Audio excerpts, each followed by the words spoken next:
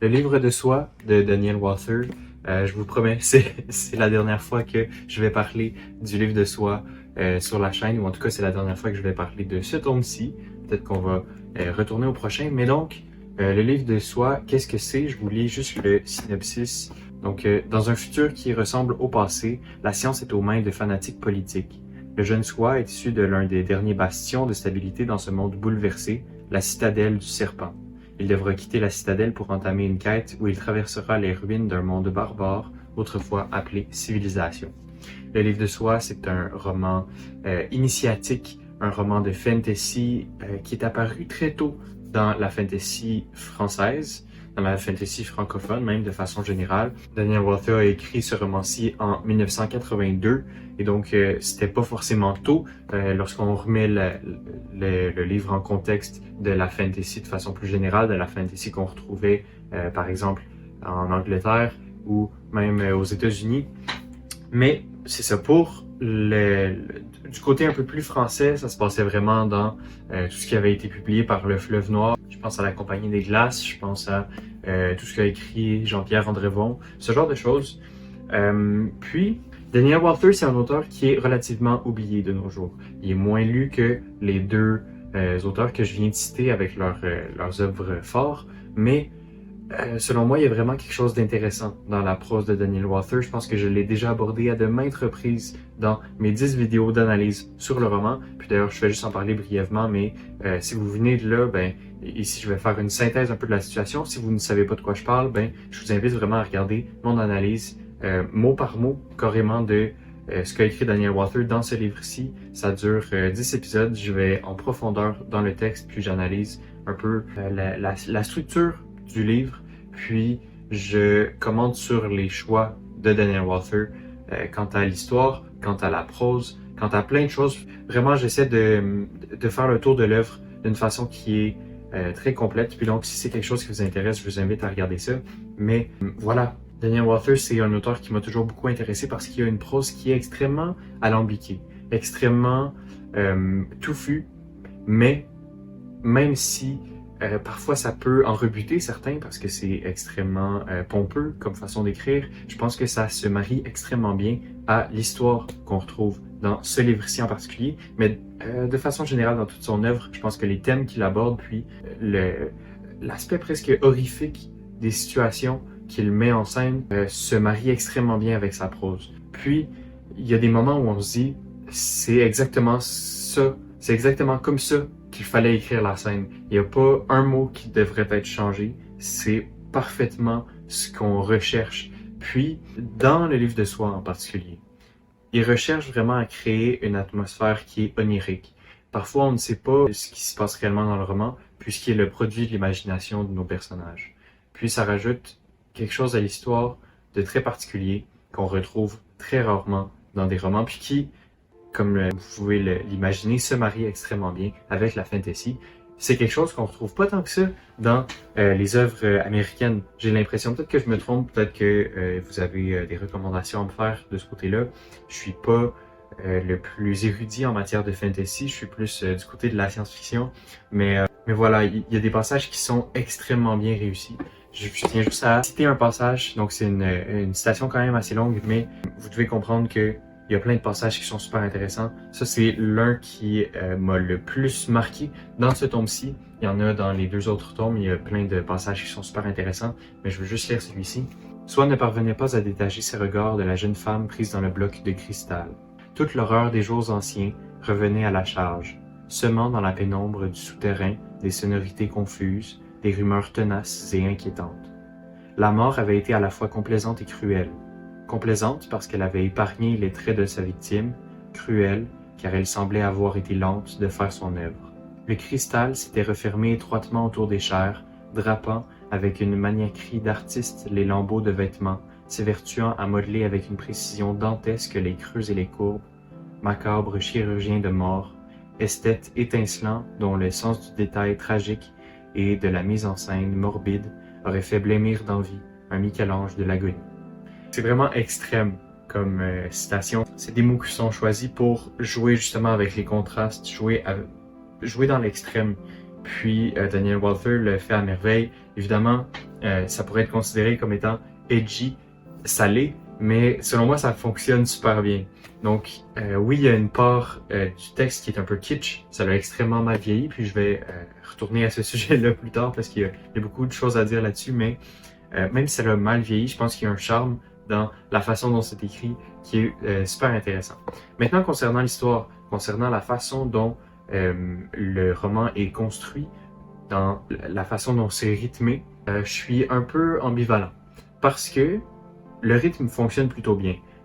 On voit que Daniel Walther en est pas à son premier roman. On voit qu'il sait comment construire une histoire qui est engageante, puis comment on doit... Il sait écrire pour rattacher le lecteur toujours à quelque chose. Donc, il y a toujours quelque chose qui arrive. Il y a toujours un sentiment de tension qui est présent et qui fonctionne plutôt bien.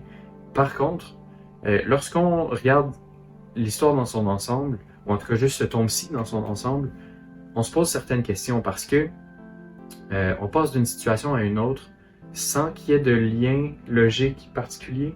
C'est-à-dire que oui, la tension est maintenue, on nous amène toujours vers quelque chose d'autre, mais on passe de sous-intrigue à sous-intrigue, puis elles n'ont pas vraiment de sens entre elles, puis juste d'un point de vue esthétique, elles sont extrêmement différentes. On passe d'une situation très rurale où nos personnages sont attaqués par des bêtes de la nuit étranges puis doivent se réfugier dans une petite maison recluse. Puis ensuite, on arrive dans un marécage où se retrouvent des astronautes du passé, des scientifiques qui font des expériences étranges. Il y a plein de situations comme ça qui sont un peu dissonantes, qui fonctionnent pas très bien entre elles. Mais Daniel Walther, grâce à au sérieux qu'il met dans son histoire, réussit à le faire passer comme si de rien n'était. Sauf que lorsqu'on y pense en rétrospective, ou en tout cas c'est à ce moment-là où moi j'accroche un peu plus, les sous-intrigues ne sont pas vraiment reliées. On passe d'un point A à un point B, puis d'un point B à un point C, puis d'un point C à un point D, mais entre le point A et le point D, les situations qui arrivent sont un peu aléatoires. On comprend pas pourquoi ça se passe là. Mais en même temps, c'est un peu ça la beauté du texte, c'est-à-dire que Daniel Walther explore plein de situations, tous un peu plus abracadabrantes les unes que les autres. Et de ce côté-là, ça fonctionne. Donc, c'est pour ça que je dis que je suis un peu ambivalent. Je pense que Daniel Walther n'avait pas un plan très précis de ce qu'il allait faire avec son roman. Je pense qu'il écrit un petit peu comme ça vient. Puis cet aspect-là est pas incroyable. Parfois, il y a des moments qui auraient pu être un peu mieux, même si, comme je l'ai dit, la tension fonctionne bien, c'est bien rythmé. Mais c'est ça, je pense que dans son premier jet, Daniel Walther n'avait pas vraiment prévu ce qu'il allait écrire et ça paraît à certains endroits. Si c'est le cas, s'il avait prévu, ben il a mal planifié ces choses en tout cas parce que c'est très absurde comme histoire. Maintenant, d'un point de vue thématique, beaucoup de questions.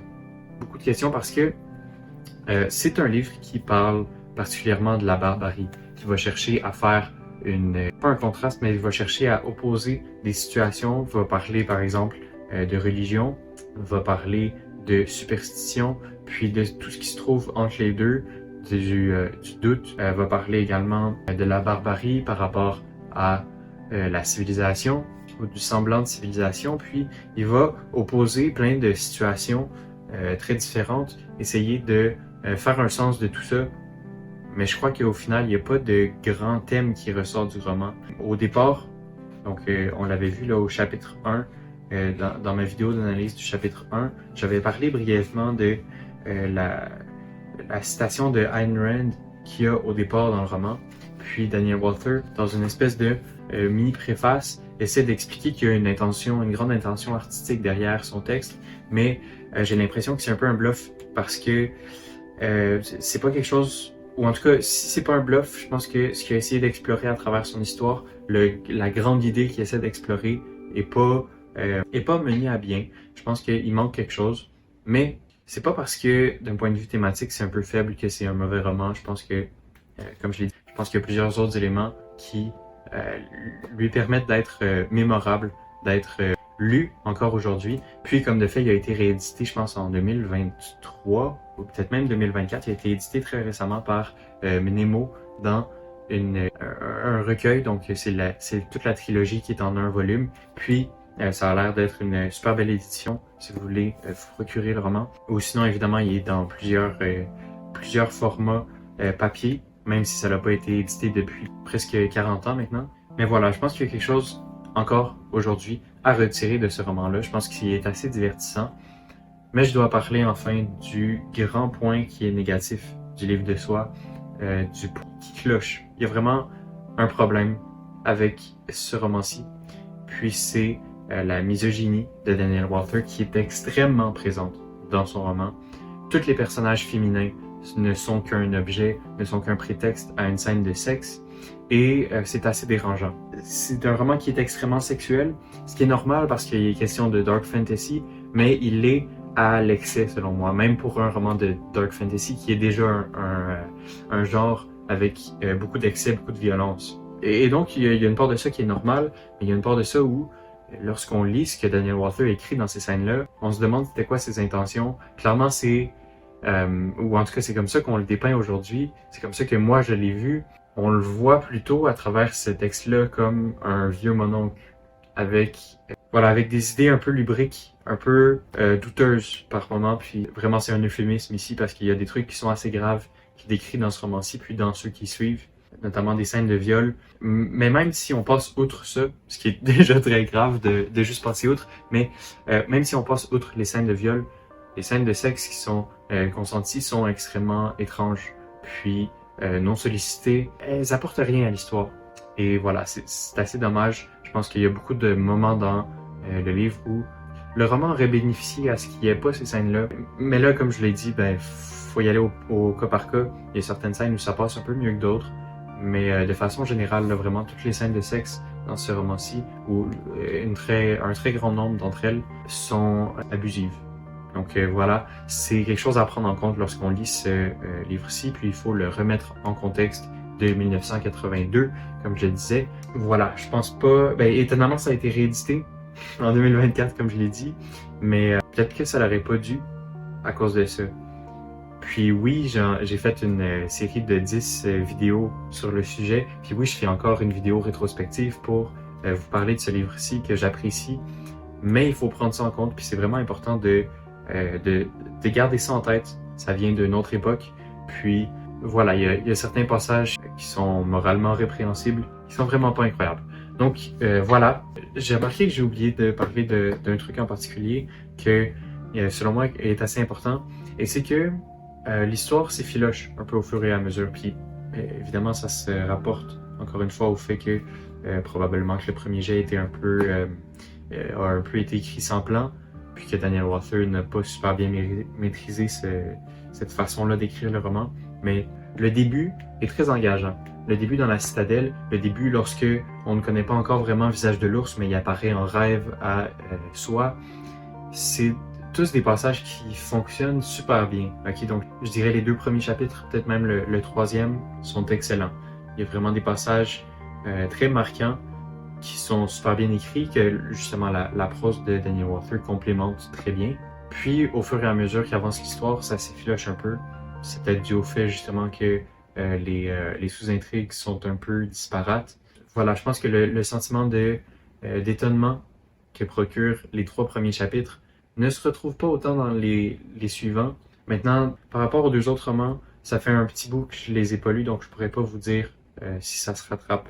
Mais pour ce roman, pour ce tome-ci en lui-même, le début est meilleur que la suite. Je pense qu'il y a quand même un creux au milieu du roman, puis même la fin est satisfaisante. Je pense que la fin fonctionne plutôt bien, mais il y aurait eu place à l'amélioration.